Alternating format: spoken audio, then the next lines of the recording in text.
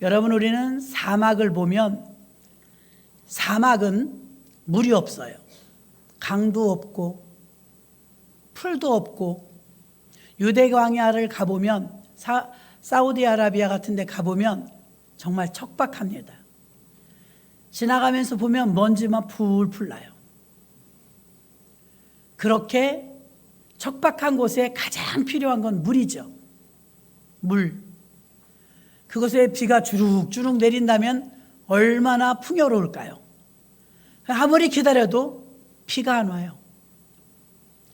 비가 안 와도 너무 안 와요.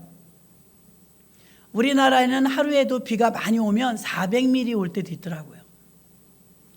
근데 거기 1년에 그만큼 와요. 이른 비와 늦은 비를 놓치면 농사를 못 짓습니다.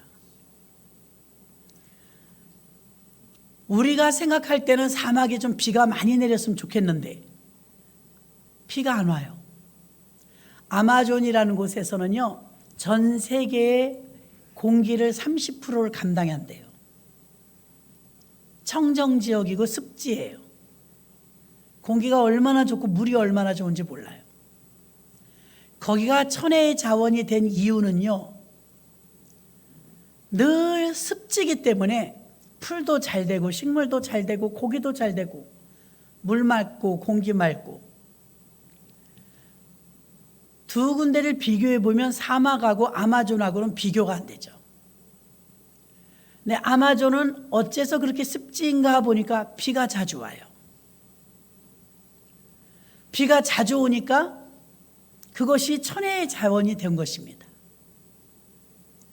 그런 비가 잘 오는 곳에는 어떻게 비가 자주 오느냐? 사막엔 그렇게 안 오는데, 우리가 육안으로 봤을 때는 사막이 더 필요한데, 아마존은 좀 안 와도 괜찮을 것 같은데, 근데 아마존에는 비가 잘 오는데 사막엔 잘 안 와요.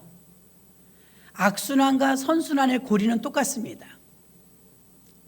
사막에는 먼지가 나고 물이 없고 비가 안 오는데, 왜 비가 안 오나 보니까 수증기가 안 올라가요. 올라갈 것도 없고요. 아마존은 보니까 어떻게 그렇게 비가 자주 오는가 보니까 수증기가 올라가요. 늘 습하니까요. 수증기가 올라가서 비구름을 만들어서 다시 비가 오고, 선순환이죠. 반복되죠. 사막은요, 비가 꼭 필요한데 비가 안 와요. 왜 비가 안 오나 보니까 올라가는 게 없어요. 수증기가 없으니까 비구름을 못 만들어내고, 비구름을 못 만들어내니까 또 비가 안 오고. 인생을 살다 보면요, 악순환의 고리 속에 들어갈 때가 있어요. 열매도 안 맺히고 뭘 해도 잘 안 되고 사사건건 걸리고, 또 인생을 살다 보면요, 선순환의 고리 속에 들어갈 때가 있어요. 내가 노력한 것보다 더 좋은 효과를 볼 때가 있다, 이 말입니다. 성경은 곳곳에서 그런 내용들을 기록하고 있는데요, 계시록에서는요, 열면 닫을 자가 없고 닫으면 열 자가 없대요. 그걸 쥐고 있는, 열쇠를 쥐고 있는 분이 예수 그리스도이십니다. 그래서 예수님께서는 우리에게 곳곳에서 내 믿음대로 될지어다 하고 말씀하고 계시는 줄 믿습니다.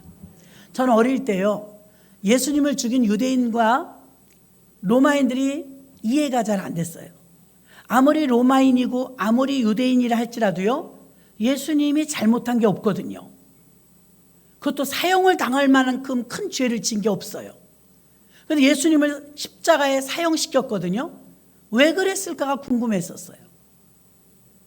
예수님 뭐 잘못한 게 없는데, 자기들하고 관계 속에서도 별로 나쁜 게 없는데 왜 예수님을 죽는 자리까지 내주었을까 궁금했는데, 그게 이제 성경을 연구하면서 어른이 되면서 알게 되었죠.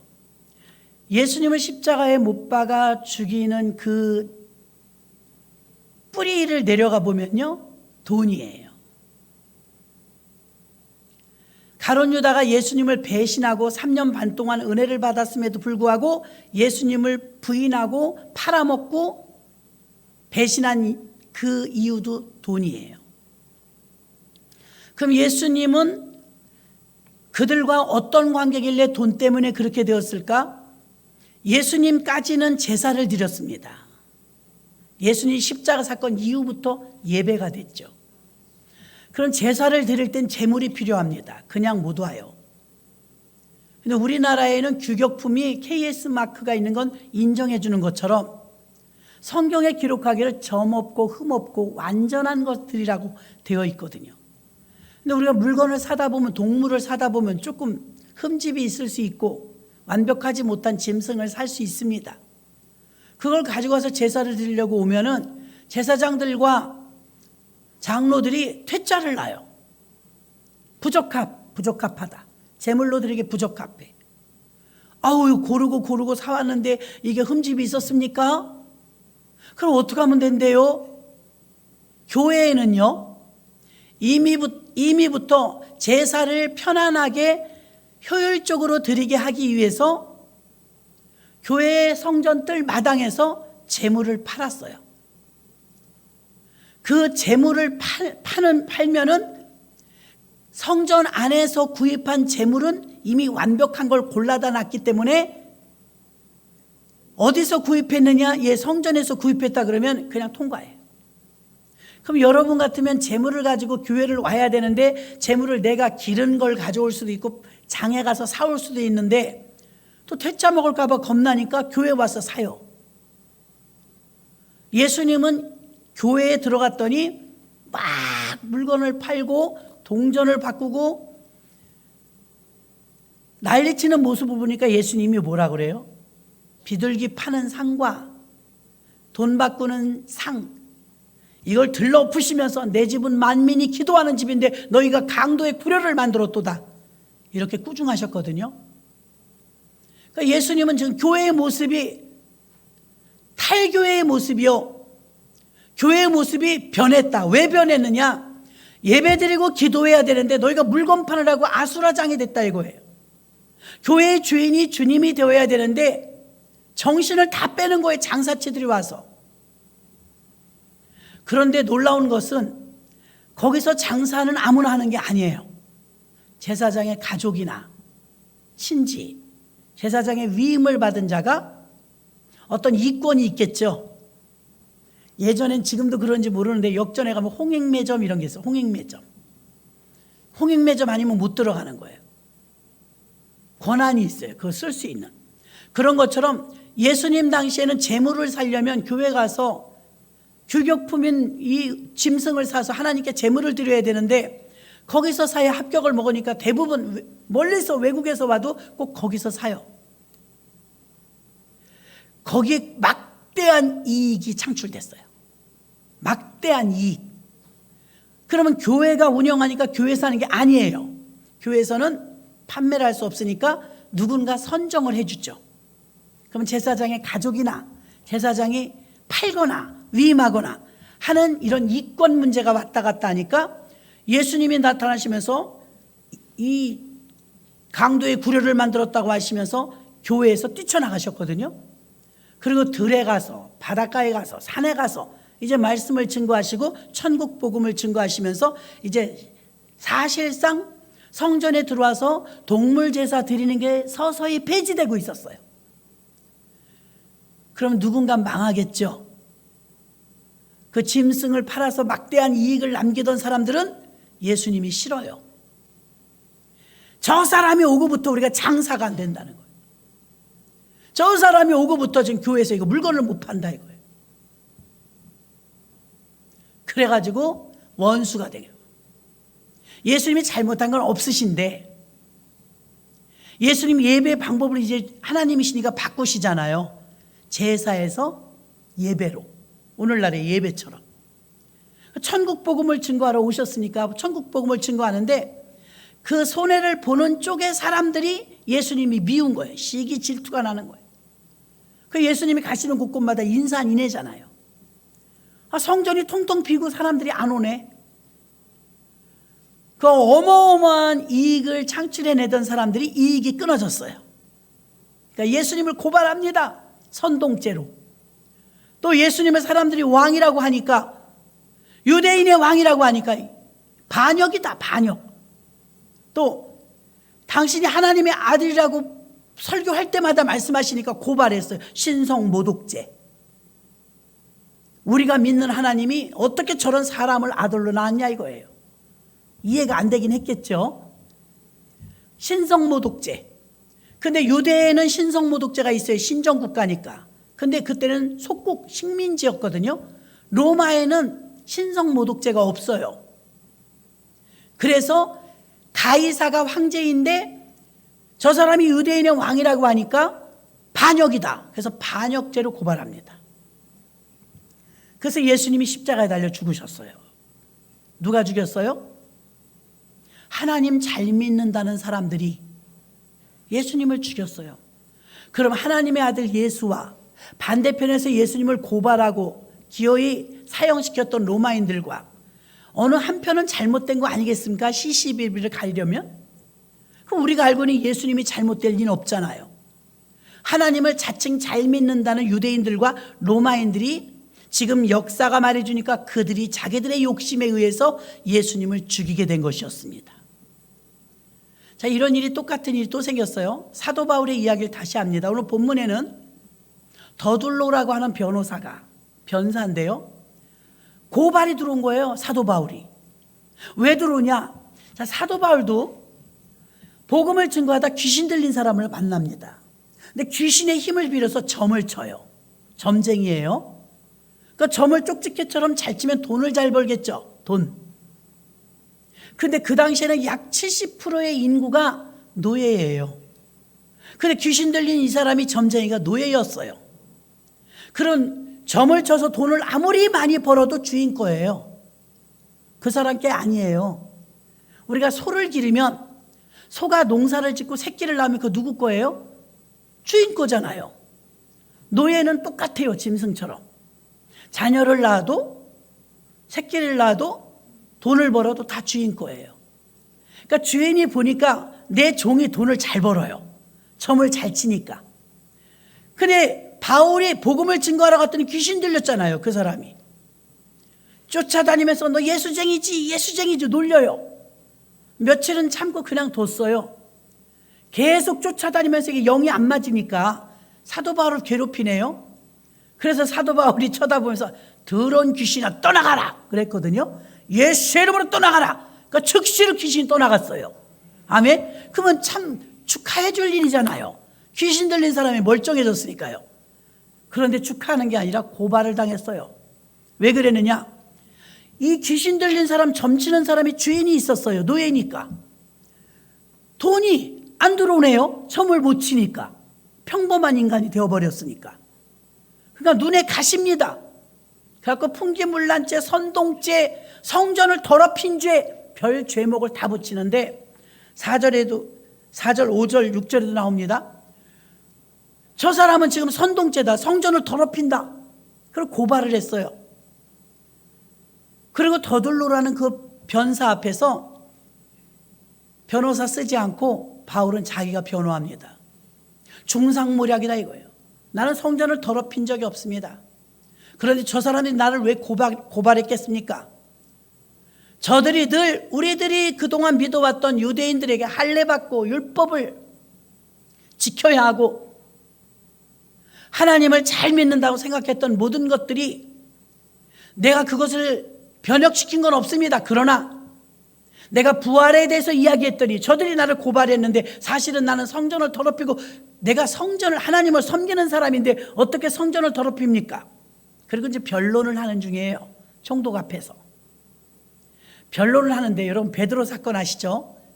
베드로가 겟세마네 동산에서 기도하기 직전에 최후의 만찬을 하죠. 우리 오늘 이 성찬처럼 최후의 만찬을 하는 자리에서 가룟유다가 예수님을 팔아요. 근데 예수님께서 곧 당신이 죽게 될 걸 알아요. 복음의 핵심이니까 좀 지루해도 들어보시기 바랍니다. 그래서 뭐라 그러냐면 이제 베드로가 주님 이 만찬으로 떡을 우리에게 주시면 무슨 일이십니까? 내가 곧 죽게 됐다. 이야기를 했어요. 안 믿어요. 주님, 누가 주님을 죽입니까? 12명의 제자들 다 똑같이 말했어요.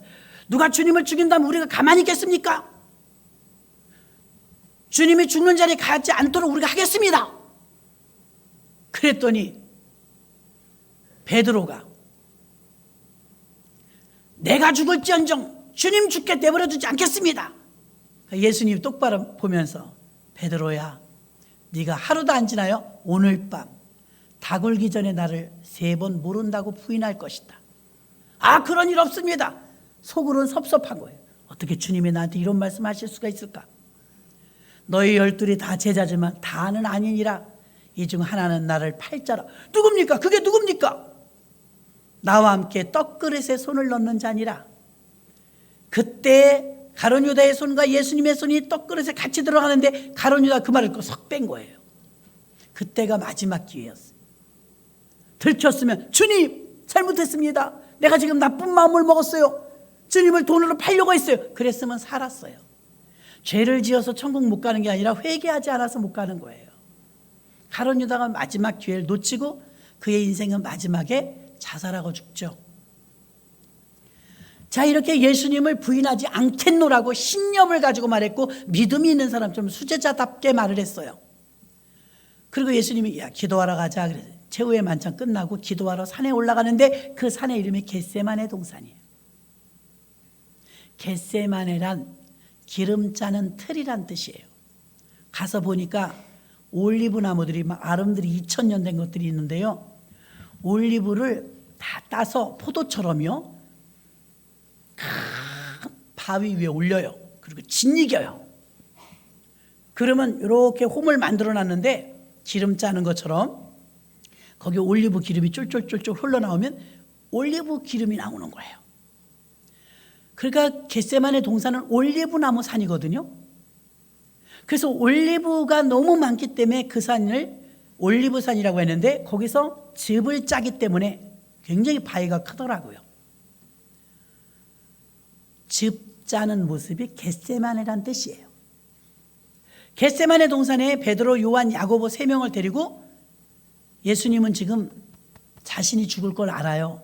그 산에 올라가면서 예수님은 조금 높이 올라가서 기도하시고 제자 3명에게 돌 던질 만큼 조금 떨어져서 너희들은 여기서 기도해라. 나는 여기서 기도할게. 알겠습니다. 그 주님은 막 주여 이 잔을 내게서 옮기시옵소서. 생명을 거는 기도를 하는데 기도하다 이렇게 내려가니까 3명이 자고 있네. 제자들이 흔들어 깨웁니다. 얘들아, 내가 언제 부탁하더냐. 나를 위해서 1시간만 깨워서 기도해줘라. 1시간만 기도해달라고 부탁했어요. 아우 주님 너무 피곤해서 잠들었네요. 죄송해요. 알겠어요. 그 예수님 또 올라가서 아버지여 이 잔을 내게서 옮겨주옵소서. 기도하고 또 내려왔더니 또 자네. 피곤하긴 했을 거예요. 예수님께서 말씀하십니다. 너희가 마음은 원인데 육신이 약하구나. 이제 그만 쉬라. 근데 틀렸다 이거예요. 시간 지났어요. 저쪽에서 막 검과 몽치를 들고 횃불을 들고 군인들이 찾아오는 거예요. 삽시간에 그런 일이 생겼어요. 제자들이 졸다 말고 깜짝 놀라서 무슨 일인가 하고 보니까 예수님이 체포되는 거예요. 가룟 유다가 와서 선생님 하고서 안기면서 4명의 남자가 있었지만 그 중에 하나가 예수인데 병사들은 모르잖아요. 얼굴을. 밤중이고 가룟 유다가 포옹하면서 선생님한테 인사하면서 내가 가서 입 맞추는 그이가 예수요. 그 사람을 잡아가시오. 군호를 짠 거예요. 삽시간에 막 이 일이 산에서 일어나는데 병사들이 와서 예수님 막 잡아가는 거예요. 그러니까 베드로, 요한, 야고보가 졸다 말고 깜짝 놀랐고 이제 그래도 줄줄줄 뒤에서 따라오고 있었지 않았습니까? 안디바의 뜰까지 가갖고 이제 막 갑자기 밤에 재판이 이루어지는 거예요. 그러니까 사람들이 웅성웅성 야 무슨 사고 났나 봐. 불자동차만 지나가갖고 우리 동네 와도 우리가 나가보잖아요. 그런 것처럼 막 병사들이 막 우르르 모여갖고 횃불 틀어놓고서 재판을 갑자기 하니까 사람들이 막 모여들었어요. 그러니까 추우니까 밤중이니까 모닥불을 틀어놓고 있었어요. 베드로도 거기서 끼웃끼웃하면서 모닥불 옆에서 끼웃거리고 있는데 같은 모닥불에 있던 여자아이 하나가 이 사람도 그 당이다. 저 체포된 사람하고 이 사람하고 같이 있는 거 내가 봤다. 그러는 거예요. 그러니까 베드로가 갑자기 돌발 질문이 오니까 무슨 소리라는 거야? 난 저 사람 몰라. 이리저리 조금 피해갖고 사람 많으니까 딴 데 가는데 어떤 사람이 또 알아봐. 맞구만, 이 사람. 저 잡힌 사람하고 같이 있었어. 나도 봤어. 어허, 난 그런 사람 아니라니까. 난 저 사람을 몰라. 결단코 몰라. 그랬더니 다른 사람 하나가 또 맞구만, 이 사람이 그 당입니다. 내가 봤어요. 그러니까 마지막으로 베드로가 어허, 나는 모른다니까. 결단코 몰라. 맹세코 몰라. 저 사람을 내가 알면 내 손에 장을 지죠. 하는데 예수님의 눈과 베드로의 눈이 딱 마주쳤어요. 예수님이 보는데 모른대요. 그때 꼬끼웃하게 울었어요. 밤새 신문당하고 재판당하고 새벽이 된 거예요. 꼬끼웃하니까 주님 눈과 마주치면서 베드로가 생각이 난 거예요. 네가 오늘 밤 다 굴기 전에 3번 나를 모른다 할 것이다. 아, 그런 일은 없습니다. 내가 막을 겁니다. 그랬거든요. 성경에 뭐라고 써 있습니까? 베드로가 밖에 나가 심히 통곡하며 우니라. 아, 나 거기 읽을 때마다 너무 가슴 아파. 그렇게 호언장담했지만 믿음은 입으로 하는 게 아니에요. 행함으로 하는 거지. 주님을 어떻게 죽는데 내주냐고 저주하고 맹세하며 3번을 부인했어요. 자, 베드로의 인생 가운데 가장 치욕적인 장면입니다. 베드로의 신앙의 여정 가운데 가장 실패한 장면입니다. 그래서 전승에 의하면 베드로는 그 뒤에도 로마로 어디로 복음을 증거하러 다니잖아요. 근데 어느 동네나 가도 전 세계에 닭이 없는 곳은 없어요. 어디 가서 자더라도요, 자고 일어나면 아침에 꼬끼우 닭소리 들리는 데가 있어요. 복음을 증거하다가 닭 울음소리만 들으면 베드로는 어디든 그 자리에 털썩 주저앉아 엉엉 울었대요. 왜요? 수치스러웠던 과거가 생각나는 거예요. 자기가 예수님을 모른다고 부인했던 부끄러움이 생각나는 거예요. 내가 주님을 버리지 않겠노라고 호언장담했지만 그렇게 하지 못한 것에 대해서 죄책감이 드는 거예요. 우여곡절이 많다가 부활하신 주님이 갈릴리 바다로 찾아오셔서 다시 제자가 되죠.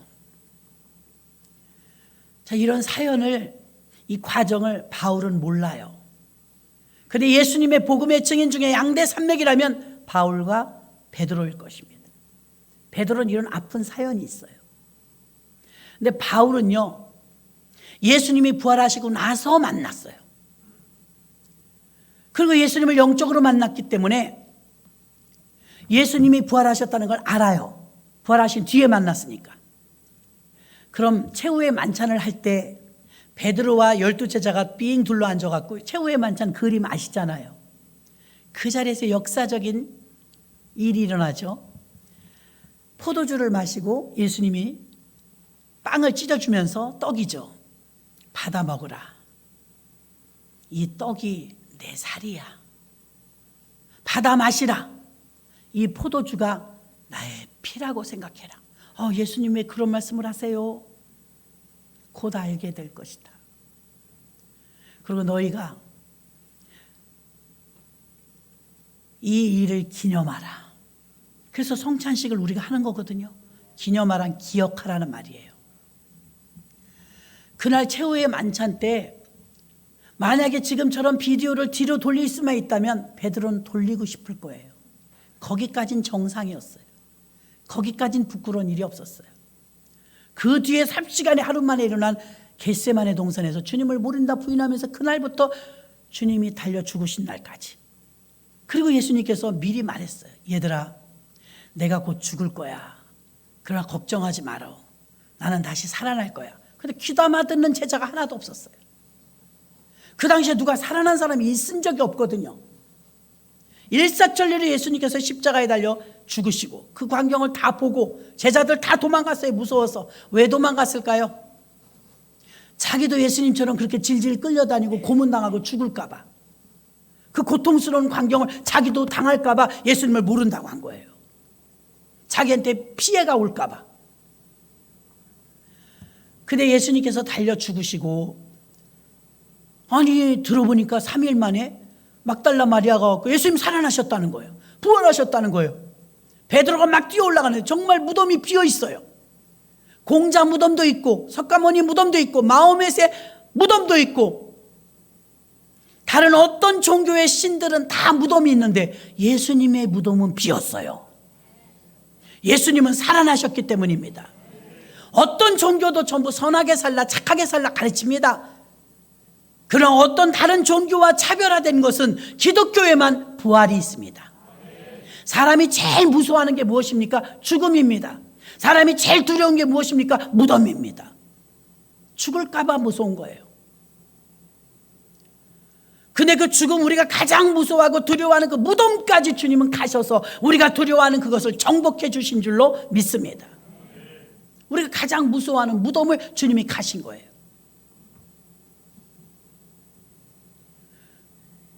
그래서 예수님께서 살아나셨는데 베드로가 정말 우리가 예수님이 살아나셨어요.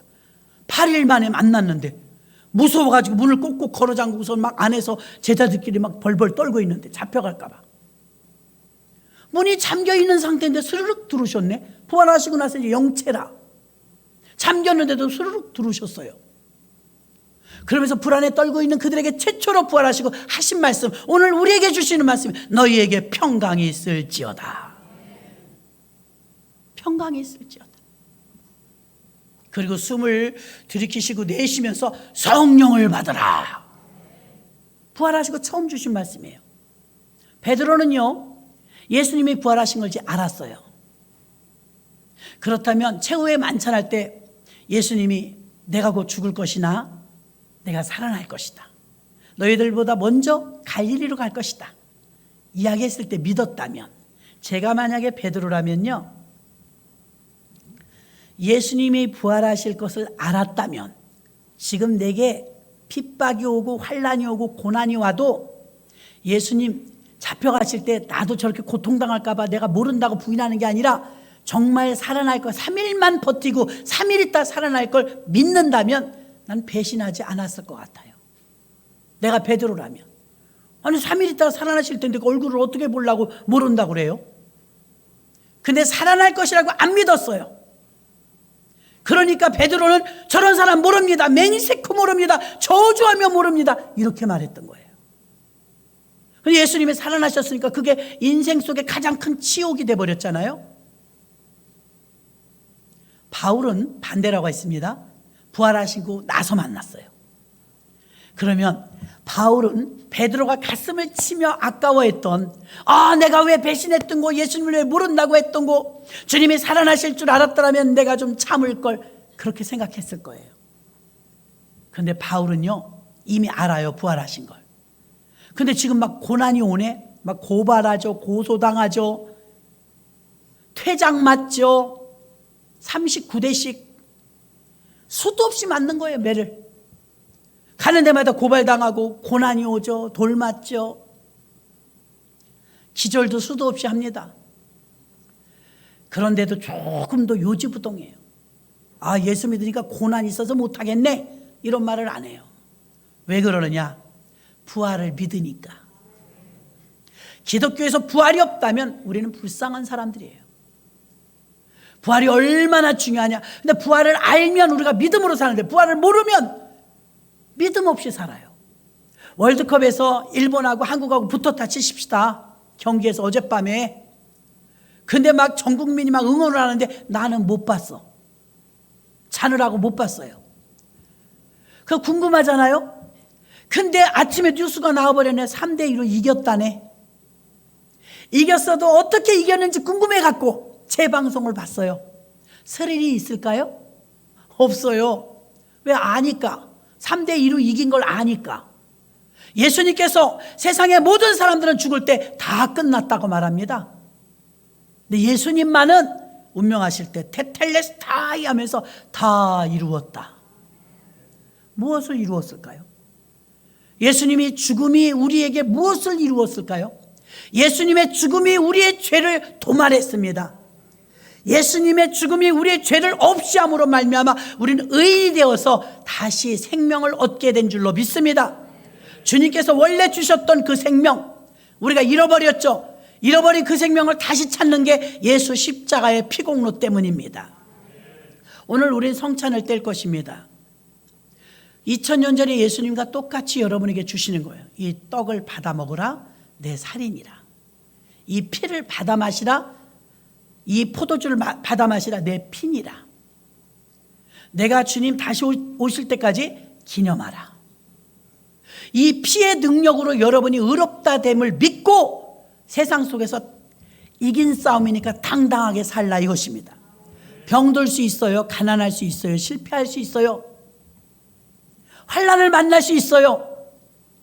초대교인들처럼 어려움을 겪을 수 있어요. 그러나 그럼에도 불구하고 바울이 전혀 용기 백배한 그 모습에서 시들어버리거나 그의 믿음이 퇴보하거나 복음을 증거하는 일을 멈추거나 하지 않았어요. 왜요? 그는 부활의 복음을 믿었기 때문입니다. 죽어도 사는데 뭐. 여러분, 우리가 죽으면 어떻게 될까요? 우리가 가장 두려워하는 죽음 뒤에요, 우리는 새 생명을 얻은 자, 예수의 씨앗이 있는 자, 예수를 받아들인 자들은 죽어도 살아요. 영원히 살아요. 죽어도 살아요. 그럼 영멸이 또 있어요. 영멸. 우린 영생을 얻지만 영멸이 있어요. 오늘 본문에서도 나와 있는데요, 영멸은 무엇을 말합니까? 영멸은 죽어도 또 다른 세계가 있어요. 멸망의 세계. 거기서는 고통만 느껴져요. 지옥입니다. 영멸의 단계에 가도 죽지 않고요, 영생의 단계도 죽지 않아요. 그러면 육신은 없어졌어요. 흙으로 왔으니까 흙으로 돌아갔어요. 그 혼만 가잖아요. 영혼만 가잖아요. 영혼만 가는데 육신이 안 아프는데 고통을 어떻게 느끼느냐 생각할 것입니다. 꿈속에서나 가위 눌릴 때 고통 엄청 느낍니다. 몸은 그대로 있는데 땀을 삘삘 흘리면서 고통을 겪습니다. 고통 굉장합니다. 영혼의 고통. 지옥에는 영혼의 고통이 있어요. 끝도 없는 고통, 영멸이 있는 것입니다. 그래서 의인도 오늘 14절 15절에 보니까 나옵니다. 이것을 당신께 고백하리다. 나는 그들이 이단이라는 도를 따라 조상의 하나님을 섬기고 율법과 선지자들의 글에 기록된 것을 다 믿으며 그들이 기다리는 바 하나님께 향한 소망을 나도 가졌으니 곧 보세요, 의인과 악인의 부활이 있으리라 함이니라. 아멘. 우리의 부활은 생명의 부활, 믿지 않는 자들의 부활은 영멸의 부활이에요. 그 사람들은 죽은 게 나아요. 안 살아나는 게 나아요. 그들에는 영멸이 오는데요, 영원히 죽지 않아요. 고통이 끝나는 날이 있어야 될 거 아닙니까? 끝이 없어요. 그러나 우리에게는 영원한 생명이 있으니 우리에게 주신 이 생명은 영원히 다시는 죽지 않고 고통이나 슬픔이나 아픔이나 환난이나 기근이나 늙음이나 추위나 더위나 없이 영원한 곳에서 살게 되는 주인공이 되는데, 당신은 왜 예수를 믿으십니까? 그러면 나는 돈 좀 벌려고요, 나는 병을 치료받으려고요, 나는 승진하려고요, 나는 성공 좀 하려고요. 여러분이 오실 땐 목적이 그랬을지 모르지만 진짜 예수를 믿는 이유는 영생 때문입니다. 영생, 영원히 사는 생명. 여기서 잠깐 지나가니까 머리가 하얘져요. 승승장구 오래 살 것 같았지만 아무리 마스크 쓰고 다니고 뭐 쌍꺼풀을 뭐라고 해도요, 늙어요.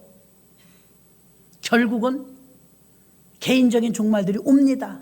어느 날 그때 우리는 똑같이 부활을 합니다. 악인의 부활과 의인의 부활이 있다고 오늘 15절에 말하지 않습니까? 악인의 부활은 영원한 영멸의 지옥이고 의인의 부활은 영원한 생명입니다. 아멘. 어느 날 로켓가 뿅 하고 올라가면요, 최초에 발사될 때 에너지를 거의 다 쓴대요. 그때 막 굉장한 에너지가 필요하대요. 근데 이것이 캡슐처럼 올라가다가 대기권을 딱 뚫고 올라가면 빡 벗겨져요. 뭐가? 캡슐이.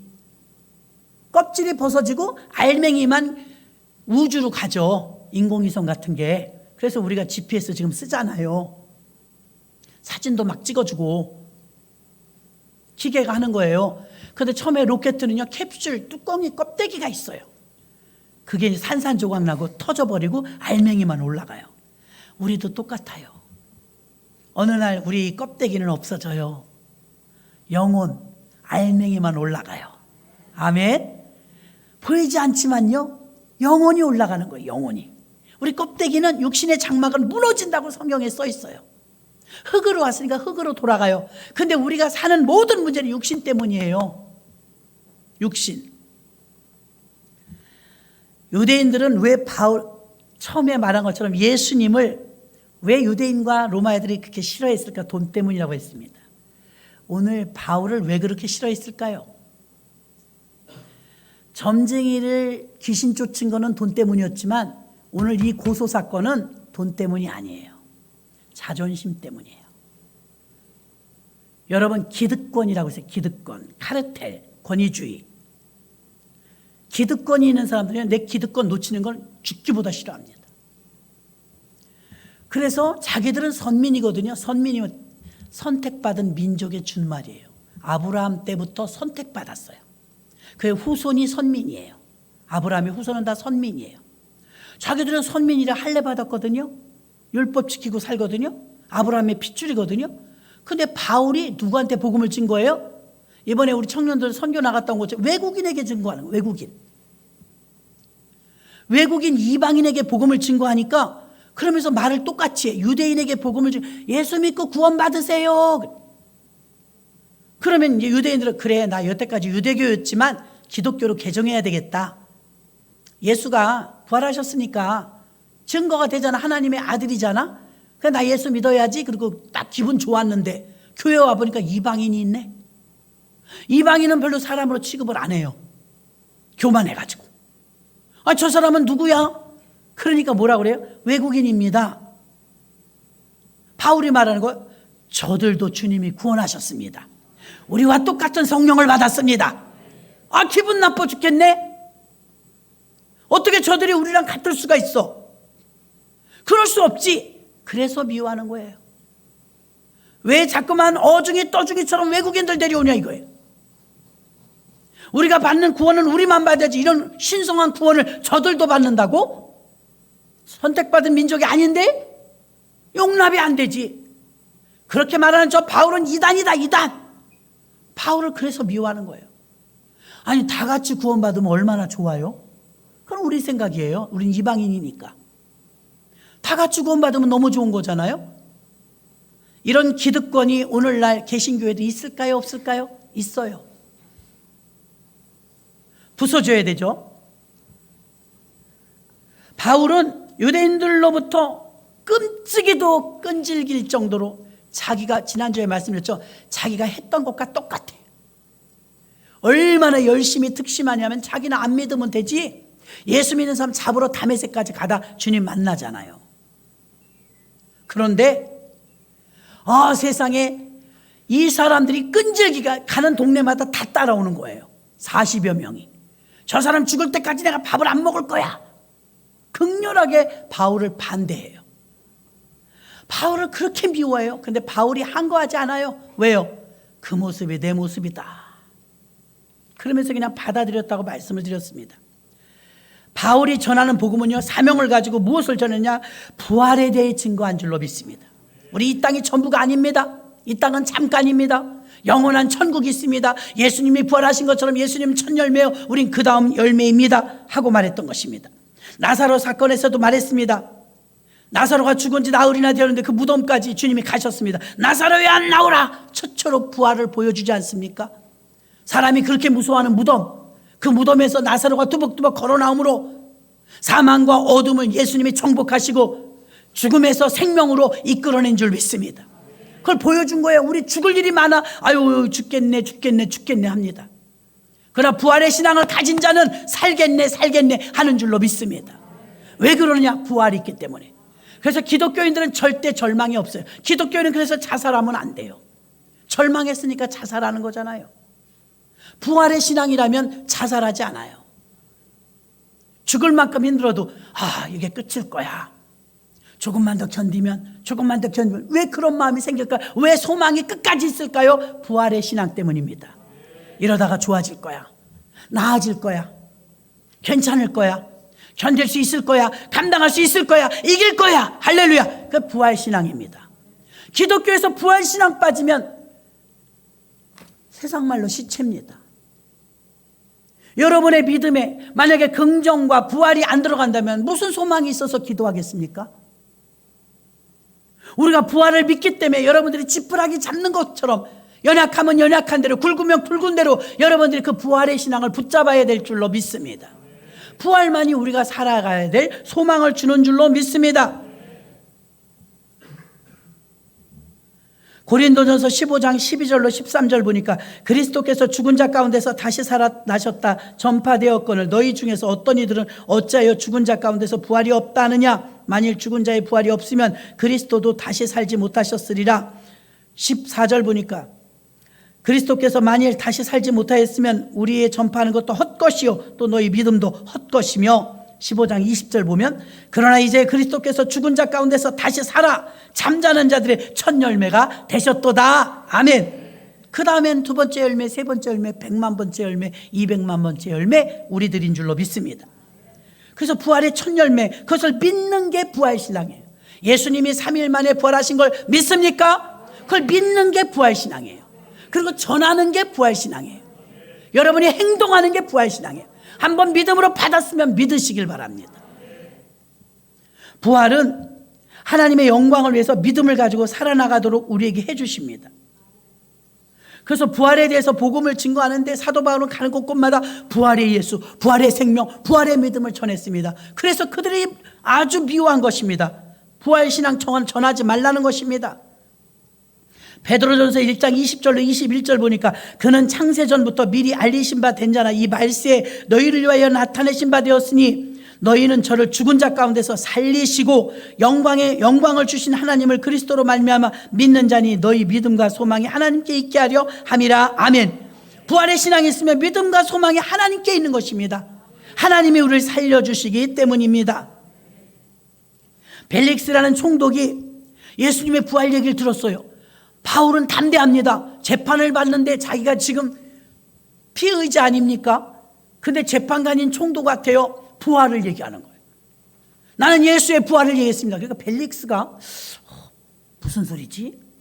그 당장 어떤 판결을 내지 않고 그래 오늘은 여기까지 다음에 다시 재판을 재개하겠노라 속개하겠노라 그 보내요. 성경에 뭐라고 써있냐면 벨릭스가 바울의 말을 자꾸 듣고 싶어하는 거예요. 설교 말씀을 듣고 싶어하는 거예요. 그 부활 이해가 잘 안 돼서 다음에 다시 물어봐야지. 다음에 다시 신문을 자꾸 하는 거예요. 신문을. 두 가지 마음이요. 하나는 돈을 좀 주려나? 뇌물을 좀 쓰려나 하는 기대. 또 하나는 저가 하는 말은 책에서 읽은 말이 아니야. 저 무슨 말이지? 다시 한번 듣고 싶어. 복음이 듣고 싶었던 거예요. 벨릭스는 그래서 감옥에 가둬놓고 가끔 불러내갖고 또 해봐. 또 해봐. 그러면서 부활 얘기를 들었어요. 벨릭스 총독 이 앞에서도요. 결코 뒤지지 않고요. 계속해서 부활 얘기를 합니다. 사도 바울은요. 부활 얘기 말 한번 잘못하면 지금 죽어요. 죽음이 두렵지 않은 거예요. 왜요? 베드로하고 다릅니다. 베드로는요. 죽을까 봐 주님을 모른다고 한 거예요. 자기도 죽을까 봐. 근데 지금 바울은 어때요? 죽으면 어때? 살아날 텐데. 또 한상도 봐서 삼층천까지 갔다 오지 않았습니까? 그러니까 바울은 믿음이 있었어요. 부활에 대한 믿음, 확신. 그 예수 믿음에서도 여전히 무서워하고 두려워하고 담대함이 없을 때 여러분 중에 그럴 때 왜 그러냐 이걸 지금 부활신앙이 식은 거예요. 여러분에게도 부활신앙이 부활되기를 주의 이름으로 축원합니다. 부활신앙이 없으면 여러분 소망이 없어요. 부활신앙이 없으면 기도할 힘도 없어요. 부활신앙이 없으면 어찌 우리가 소망을 가질 수 있습니까? 바울은 지금 매를 맞으면서도 지금 말 한번 잘못하면 지금 사형이에요. 그런데도 왜 담대하게 부활을 증거합니까? 죽어도 부활이니까. 예수님이 다시 살아날 줄 알았다면 베드로와 제자들은 도망가지 않았을 거예요. 살아날 줄 모르는 거예요. 못 믿은 거죠. 그러나 바울은 달랐어요. 예수님이 다시 살아난 걸 믿었기 때문에 자기가 죽어도 다시 살 줄을 믿었어요. 그래서 고난이 두렵지 않았어요. 정말 믿음이 충만하고 부활의 신앙을 가진 사람은요. 죽음 두려워하지 않아요. 교회 다니면서도 직분이 있으면서 여전히 죽음이 막 벌벌 떨면서 가기 싫어 천국 가기 싫어 나 죽기 싫어 믿음이 없는 거예요. 그래서 저는 임종을 자주 보지 않습니까? 저 서울의 어느 병원에 80 몇 살 되신 할머니 권사님이 돌아가시려고 하는 거예요. 안 죽으려고 길을 쓰는데 처참해서 볼 수가 없어요. 그 가서 찬송을 계속 불렀어요. 예수 사랑하심. 그가 평소에 좋아했던 찬양을 몇 곡 불러, 한 2곡쯤 불렀으니까 갑자기 편안해지는 거예요. 얼굴이 막 천국같이 변하는 거예요. 그는 잃어버렸던 부활신앙을 그 임종 직전에 찾은 거예요. 그리고 저희는 왕십리였는데 거기가 예배 잘 드리고 기도해드리고 돌아온 전철에서 인천에 도착하자마자 운명하셨습니다. 들었어요. 그때 보람, 하마터면 지옥 갈 뻔했다.